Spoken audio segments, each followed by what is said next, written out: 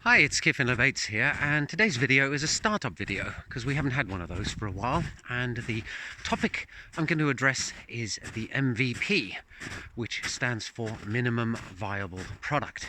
Now, the problem with MVPs is that startups ask the wrong question and then they give the wrong answer to that question. So let's start off with the question, and the question is, what is an MVP?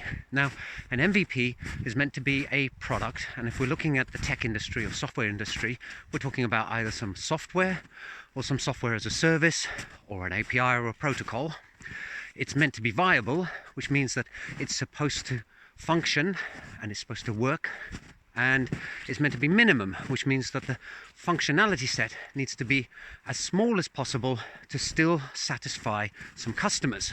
So the second thing then that companies do wrong is they don't actually implement that.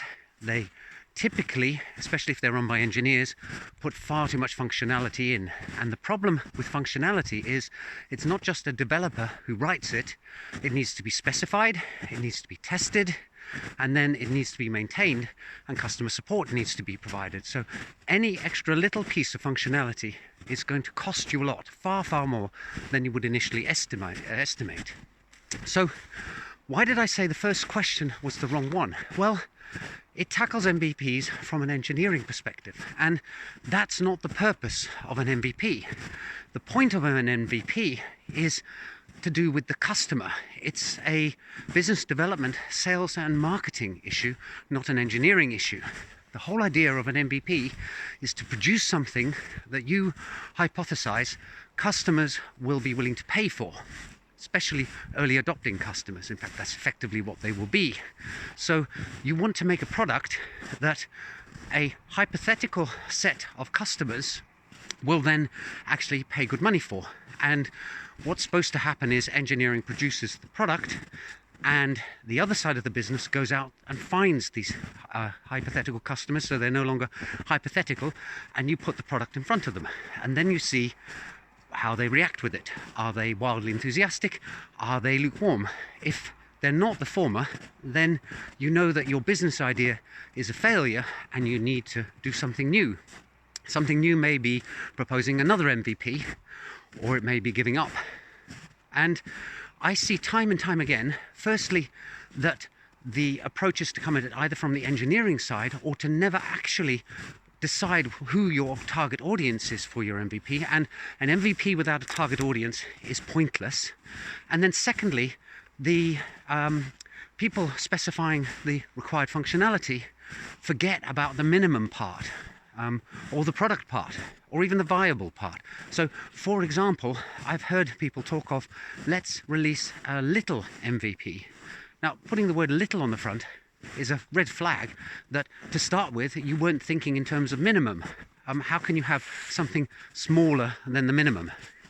So plenty of mistakes in the startup world due to MVPs, and I have been guilty of many of them myself. And I still see startups falling into the same traps, making the same mistakes. So I'll summarize once again. An MVP has as its focus the customer who is going to be using the product. So you need to have your customer specified before you specify an MVP. Secondly, an MVP is fundamentally a test. It's not the product that you're going to package up and put out there and that's going to make you the millions. At that point, you just have a theory that you have a good idea. So that MVP is going to be put in front of your customer and it's going to either pass or fail that test.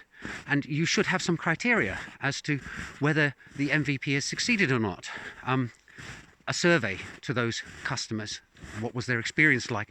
What did they like? What did they dislike? It's meant to inform what you do next. So I hope that was useful, because it really is a key concept that you have to get your head around if you are working or starting up in a tech startup.